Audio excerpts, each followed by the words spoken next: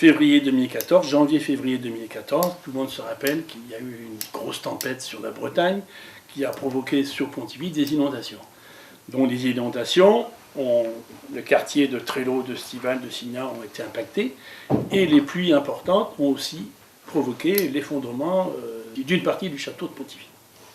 Quand on m'a prévenu le vendredi, c'était un vendredi, je crois, fin d'après-midi, que le château, il y avait une partie du château qui avait subi des avatars que l'on sait maintenant, c'était la tristesse quand même. On est arrivé en fait en urgence dans les 2 jours qui ont suivi. La première question qui s'est posée, ça a été la mise en sécurité, puisque d'ailleurs il y a eu 2 effondrements. Vous avez d'abord une partie de la courtine qui est tombée, et ensuite vous avez eu toute cette partie-là, la partie haute du logis, qui est tombée 2 jours plus tard.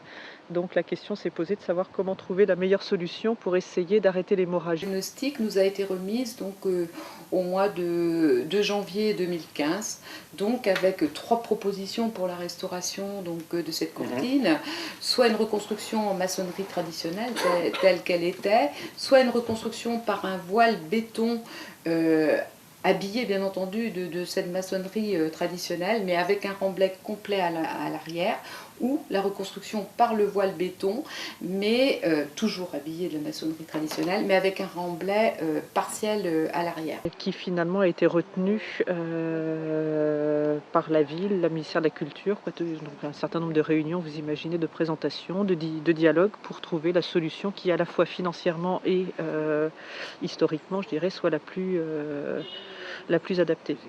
En parallèle de nos études, il a été prévu de faire un chantier archéologique. Nous avons fait venir donc une pelle mécanique pour essayer de comprendre justement ce petit four à pain qui était déjà connu.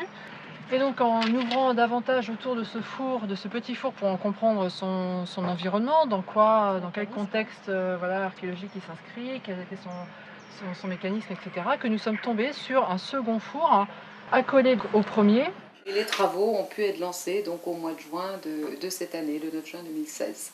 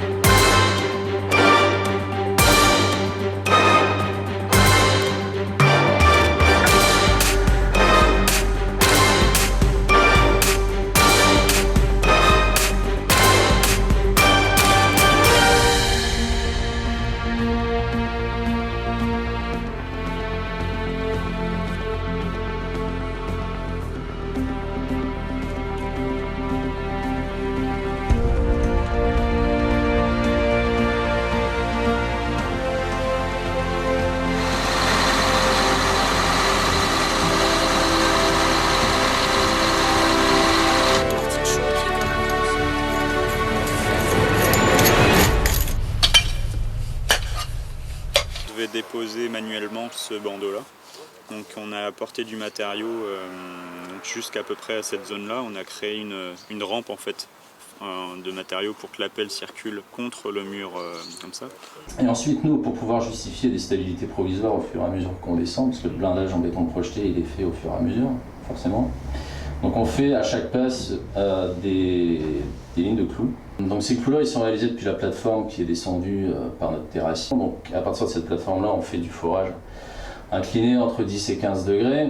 Donc les clous, là, ils font entre 8 et 12 mètres.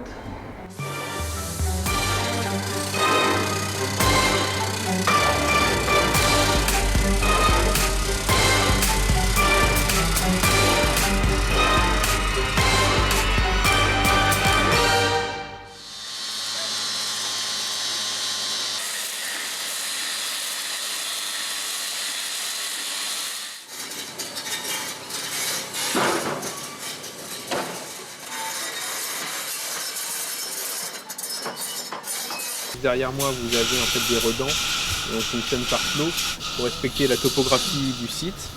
Donc on est en train de réaliser un béton de propreté sur 20 cm d'épaisseur et après, donc à la fin de la semaine, on a une grue mobile qui va venir juste au droit de cette zone pour pouvoir rassembler les éléments en béton préfabriqué.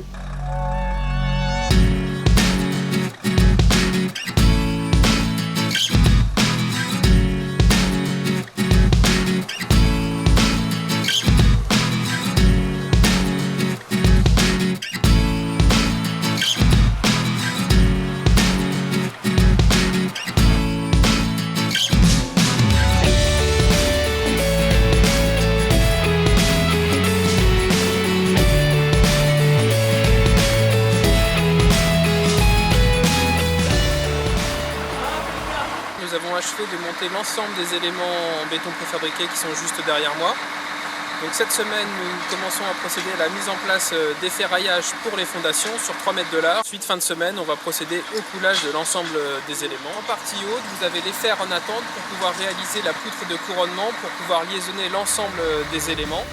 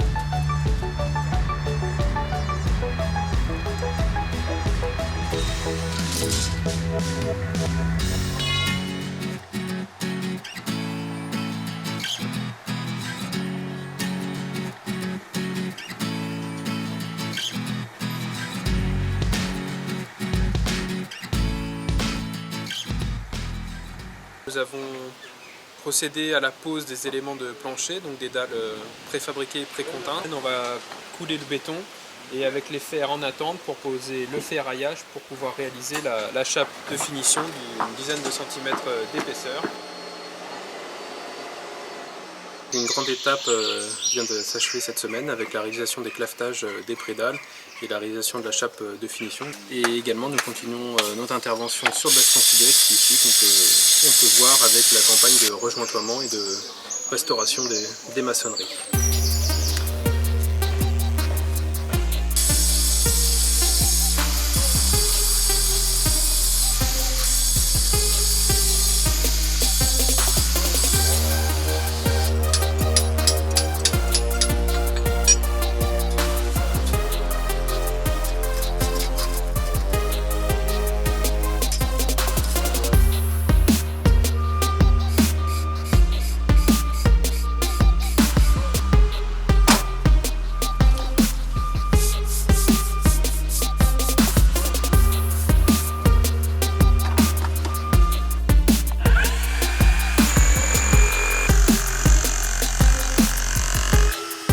Actuellement, nous avons bien avancé sur le remontage du mur, donc on peut le voir derrière moi avec la partie en sous-bassement. Donc juste sur le côté droit, les pierres qui sont en réemploi, qu'on a pu récupérer lors de la dépose. Donc il y a tout un travail de tri, de décrottage avec les mortiers, donc on rencontre de la chaux qui tient bien, du ciment. Et aussi on a des pierres neuves, donc du schiste, puisque le mur était composé pratiquement de schiste, donc qui provient de carré.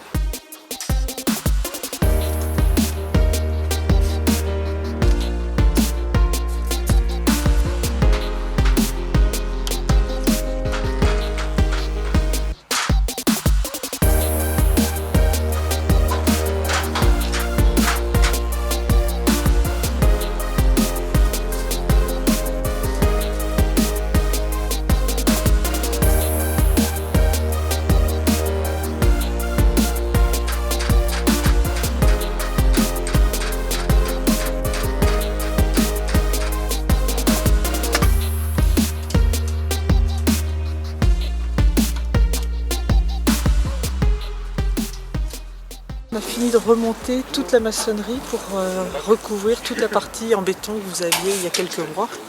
Et aujourd'hui, on est en train de commencer à remonter le mur du dernier niveau qui abritera un espace accessible pouvant être utilisé par la commune après en fonction de son programme. Jusqu'ici, le chantier se déroule très bien dans les temps et techniquement bien aussi. En plus du chantier de restauration, un chantier d'entretien puisque la ville a mis en place depuis plusieurs années un programme régulier de travaux d'entretien. Alors cette année en 2017, on va intervenir sur 2 parties du château. Première partie ici au niveau du pont où il faut dévégétaliser une grande partie. Il y a un renflement à la jonction du pont et de la tour nord-est au niveau de la maçonnerie qu'il va falloir réparer.